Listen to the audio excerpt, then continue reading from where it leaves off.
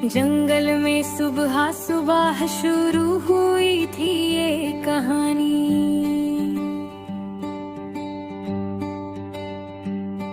मोटा हाथी झूमता हुआ चला रहा था अपनी रवानी।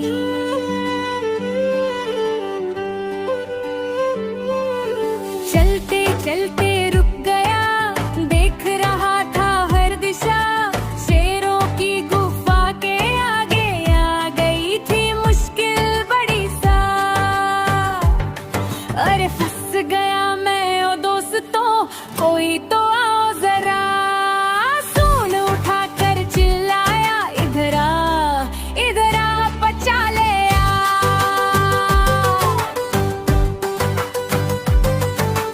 पहला हाथी दौड़ कर बोला, भाई मैं आया मदद को। डर मत जाना मोटे भाई, साथ खड़ा हूँ तेरे सोबत को।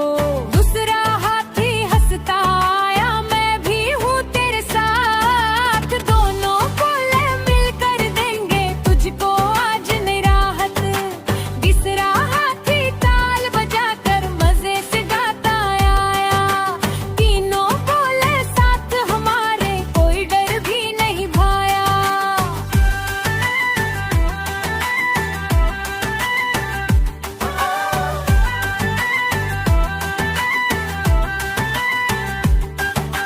चौथा हाथी ताकत वाला पहाड़ी से आया कूद।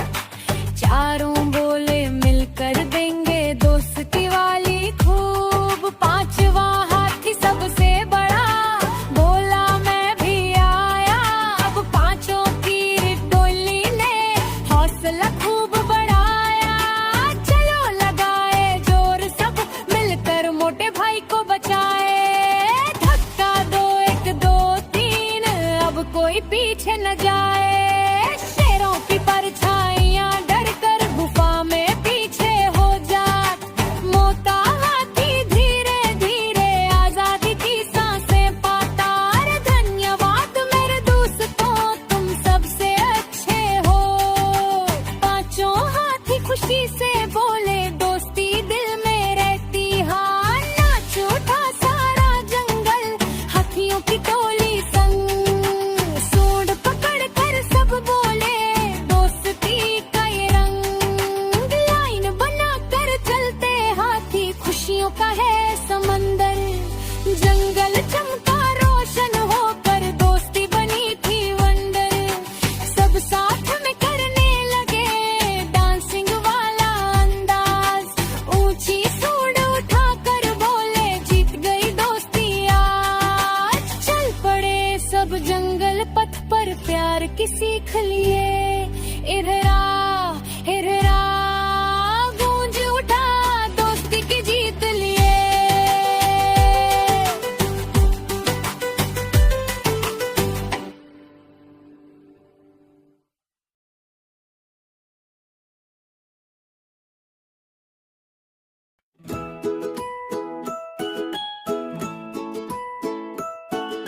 नानी बोली, आजा बिटिया कहानी आज नहीं सुनाऊं।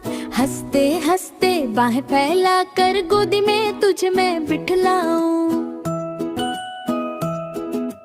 बिटिया दौड़ी पायल झनझन, आँखों में चमक दिखाती। नानी मेरी जल्दी बोलो, कौन सी कहानी आज सुनाती। नानी ने किताब खोली, रंग बिरंगा पन्ना चमका। बिटिया बोली, वाह नानी ये तो जादू जैसा दमका। उसी समय एक नीला पंछी आंगन में आ गिरा। धीरे पंख चमक के आंखें प्यारी, जैसे दीप जले अंधेरे। पंछी बोला, देखो मेरा नाच, तो घूम घूम कर नाच दिखाया। बिटिया हंसी, नानी ताली, घर में खुशियों ने रंग जमाया। फिर नानी ने हाथ उठाया और पन्ना चमकने लगा। घूमते घूमते वो कमरा कहानी की दुनिया बनने लगा।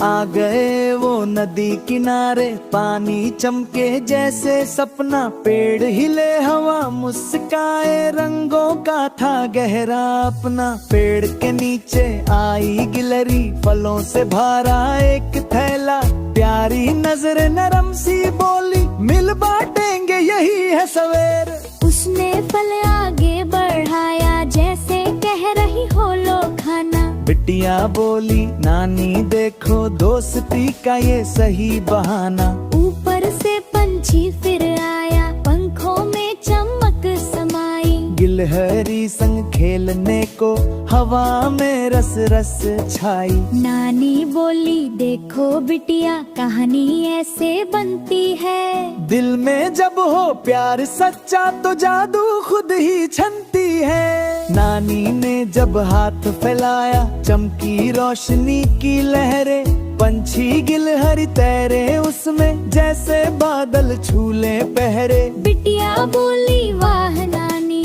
तुम तो जादूगर जैसी हो। नानी हंसकर बोली, धीरे बस प्यार से सब वैसे हो। धीरे धीरे रोशनी उतरी, कहानी ने पर लिया मोड़।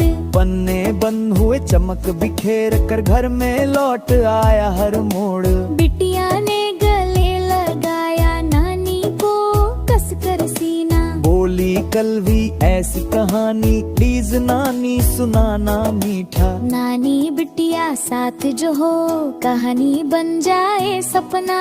नानी बिटिया प्यार भरा, हर पल हो नया अपना।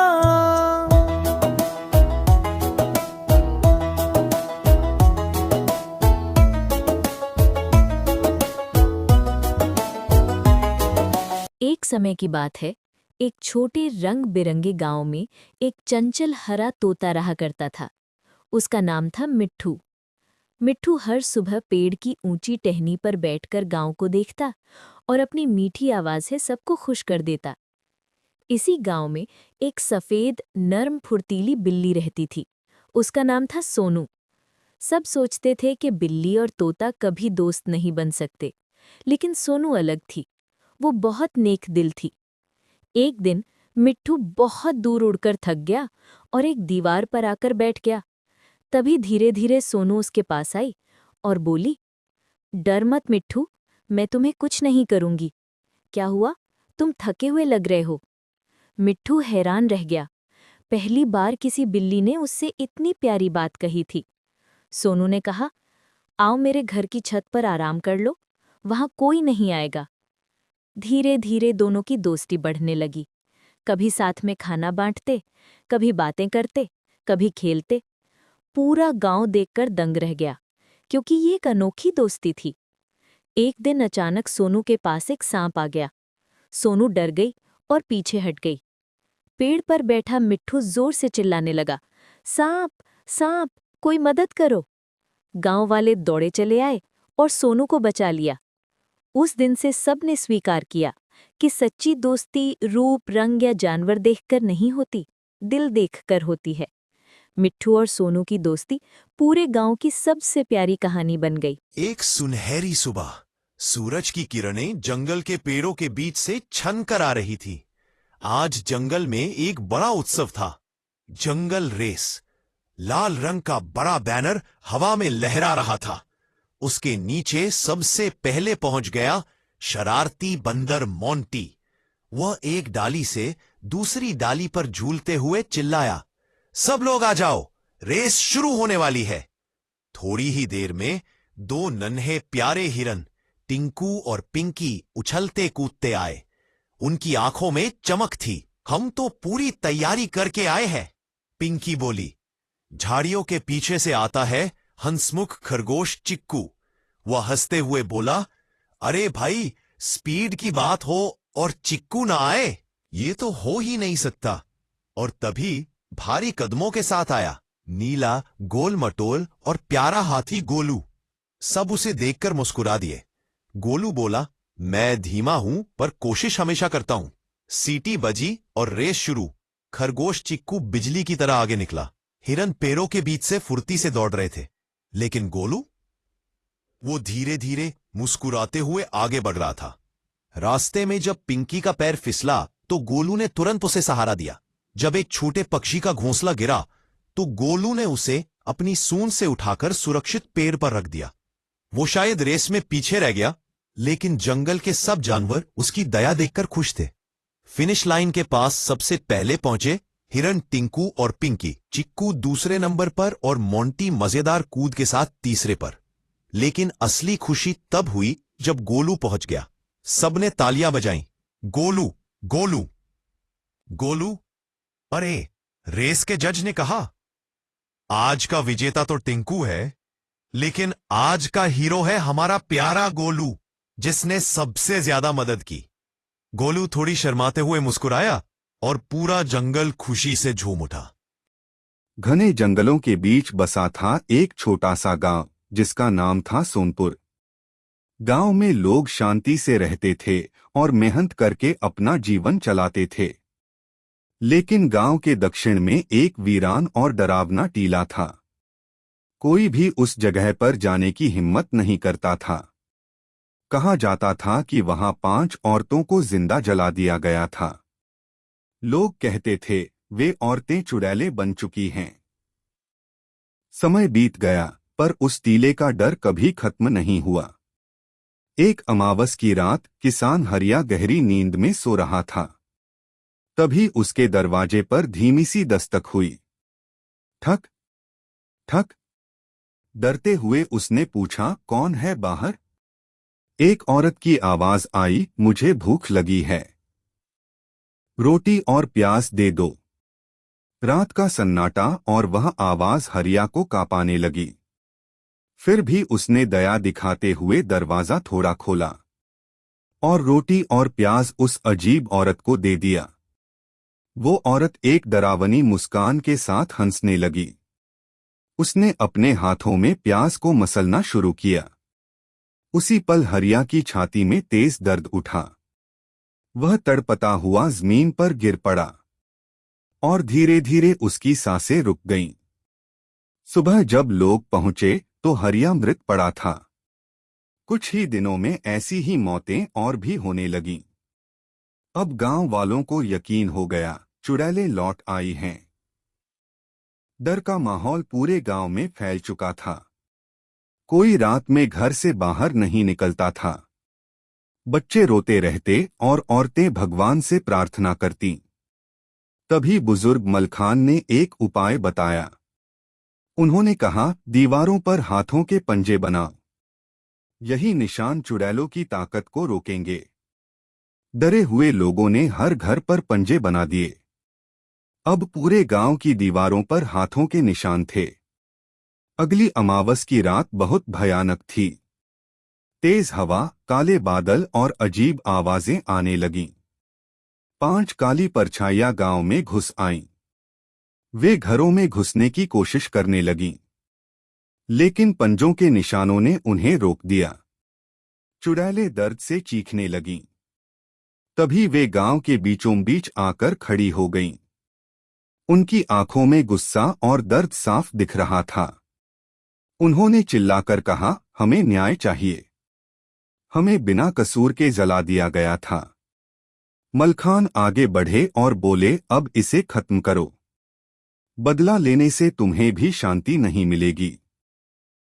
ये सुनकर वे कुछ पल के लिए शांत हो गईं। उनकी आंखों से काले आंसू गिरने लगे। धीरे धीरे उनका शरीर धुएं में बदलने लगा और 5 आत्माएं हवा में विलीन हो गईं। आंधी थम गई और सन्नाटा छा गया। सुबह गांव फिर से शांत और सुरक्षित था। दीवारों के निशान भी अब गायब हो चुके थे, लेकिन एक पत्थर पर लिखा था, अन्याय ही सबसे बड़ी चुड़ैल है।